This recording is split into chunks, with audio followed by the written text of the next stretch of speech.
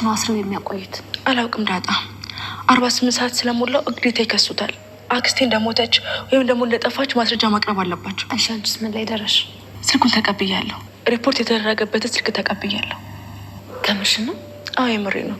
በቃ አሁን አብረን ሄድና በማን እንደተመዘገበ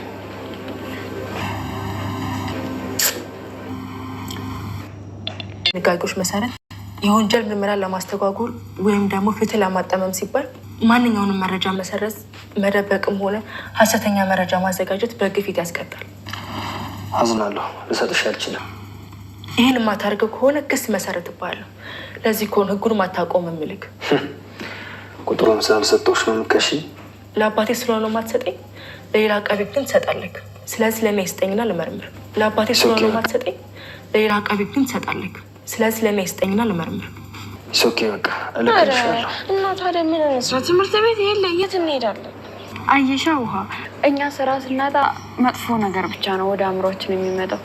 እና እኔ እኮ ውስጤ ነው እኮ ተንኮል እንስራ ያለ። አየሽ ግን ውሃ፣ እኛ አሁን ላይ ትምህርት ቢኖረን ኩምቦና ንቄል ወስድህ ለእህቴ ቃል ገብቻለሁ።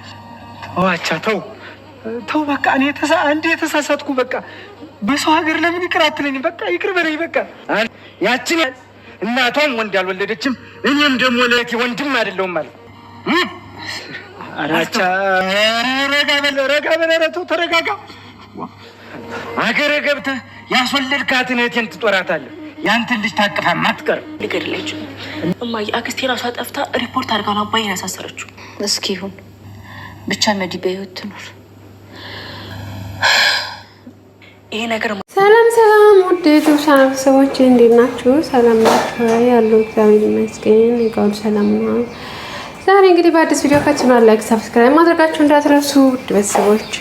እንግዲህ ወይዘሮ መድኃኒት ራሷን ቆረጣ በምራጭ ራሷን በመቆራረጥ እና ደረጀን እስር ቤት ለማስገባት ያላደረገችው ነገር የላትም።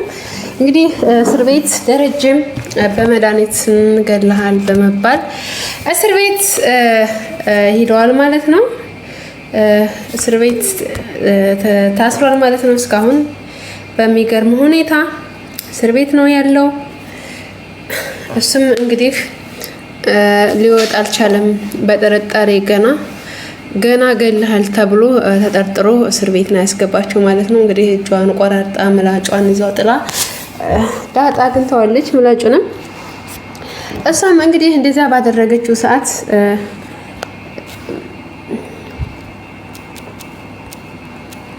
እንግዲህ አብዬልም እሷ አውቃ ነው ይሄን ያደረገችው ያለ አውቃ ነው።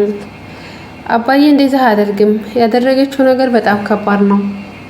አክስቴ በጣም መጥፎ ሰው ነች። እኔ በጣም ነበር በፊት ማውቃትና አሁን ደግሞ ያደረገችው ያለችው ነገር ከባድ ነው ብላ እንግዲህ ፍርድ ቤትም ቀርባ እየተከራከረች ትገኛለች። በፍጹም አባዬ ሊገላት አይችልም እባክህ ብላ እንግዲህ እያፋጠጠችው ትገኛለች። መርማሪ ፖሊስን ማለት ነው። በጣም ደስ በሚል ሁኔታ እያፋጠጠችው ነው እሱም እንግዲህ በጣም ግራ ገብቶታል። የሚናገረውና እንትን የሚለውን ግራ ገብቶታል ማለት ነው። እንዴ ቁጥሩን ስጠኝ፣ ያመለከተውን ቁጥር እንድትሰጠኝ ፈልጋለሁ ብለዋለኝ። በፍጹም አልሰጥም ሲላት እንዴ ለምንድን ነው የማትሰጠኝ? ይሄማ ወንጀለኛ ተባባሪ ናችሁ ማለት ነው። ይሄን ነገር እንደዚህ በጭራሽ መሆን የለበትም። ስለዚህ እባክህ ስጠኝ አለችው።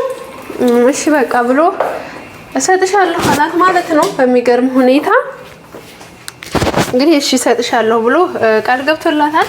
እንግዲህ እያደረገች ያለችው ነገር ኤቢ ማለት ነው አባቷን ከእስር ቤት ልታወጣ እንግዲህ ጠበቃ ሌላ ሰው አላደርግም ልጅ ሰው ትሆነኛለች ጠበቃ ብሎ እንግዲህ ደረጀም እሷን አድርጓል ማለት ነው። እሷም ደግሞ አይዞህ አባዬ አይዞህ አለችው። ያው በኋላ ነበር የተናነቃት። አይዞህ አባዬ አደርገዋለሁ ደግሞ አንተንም ደግሞ አስወጣሃለሁ ከዚህ ነው ያለችው ማለት ነው።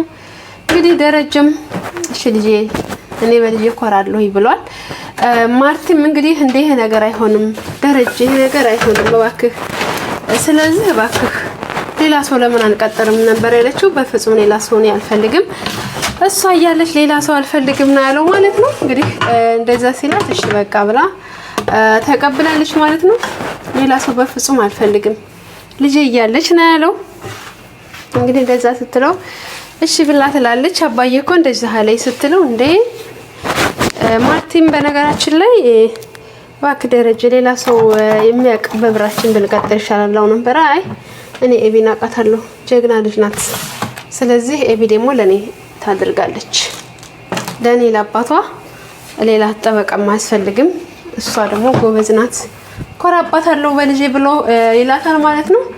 እሺ እንደዛ ካልክ ብላ እሷም ትላለች። እንግዲህ እሷም ክርክሯን እንደቀጠለች ነው ማለት ነው። በሚገርም ሁኔታ ክርክሯን እንደቀጠለች ትገኛለች ኤቢ። ውድ ቤተሰቦቼ እንግዲህ ዳጣም መጥቶና ግንታ ሮጣለ ለእንትና ለማርቲ ያሳይታታለች። ማርቲም ግራ ተጋብቷታል። እንዴት ልታደርግ ይቻለች?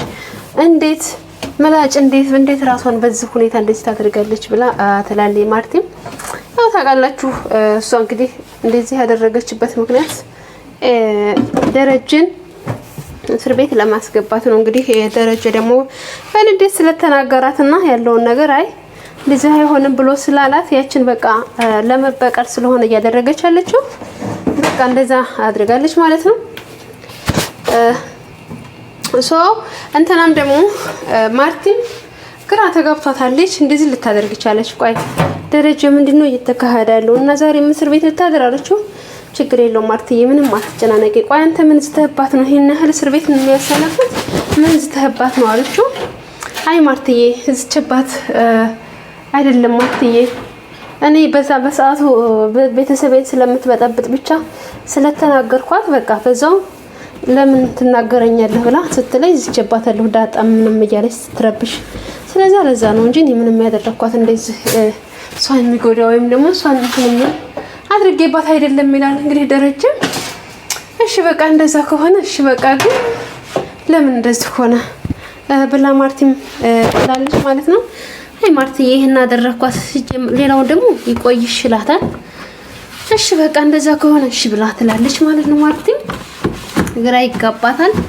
ያው ታውቃላችሁ በጣም ግራ ተጋብቷታል። ቤትም ያለው ችግር የገደለው ባልሽ የሞተው ወንድምሽ የሚባል ተረት እኔ ላይ ነው የደረሰው እያለች እንግዲህ እየተጨናነቀች ትገኛለች።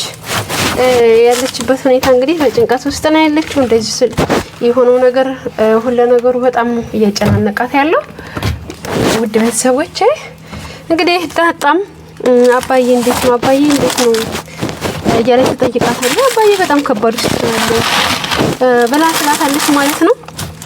እና እንዴት ነው ስላት አባዬ አዝኗል በቃ ያኔ አይናገርም ትላታለች ማለት ነው። እኔ ግን አባዬ ትፈልጋለሁ አለች ዳጣ። ያው ያለበት ከባድ ስለሆነ አሁን እሷም እንዳላየችውም እንግዲህ ገዜም በጣም ችግር ውስጥ ነው ያለው። አሁን ላይ በጣም ከባድ ችግር ውስጥ ነው ያለው። አቻ እየተከታተለ እንግዲህ ሁኔታውን እንትን እያለው ይገኛል። አሁን ላይ በሄደበት እየተከታተለ እንትን እያለው ነው። አቻ የሚከታተለው እንግዲህ ከአቻ እህት ገዜ አስረግዞ ነው የመጣው ማለት ነው። አስረግዞ መጥቶ ከዛም ገዜ ጠፍቶ መጥቷል ማለት ነው። ያቻ እህት ደግሞ ወልዳለች ማለት ነው። ስለዛ ሂደህ እህቴን ትጦራታለህ ያንተ ልጅ ማንም አያሳድግም ብሎ እንግዲህ እያሉ ይገኛል ማለት ነው። እንዴ ለምንድነው እንደዚህ የምታረገው ይላል እሱም። ለምንድነው እባክህ እኔ እኮ ብሞት ምንም የምታገኙ ጥቅም የለም። ስለዛ እባክህ አቻ እባክህ ይላል።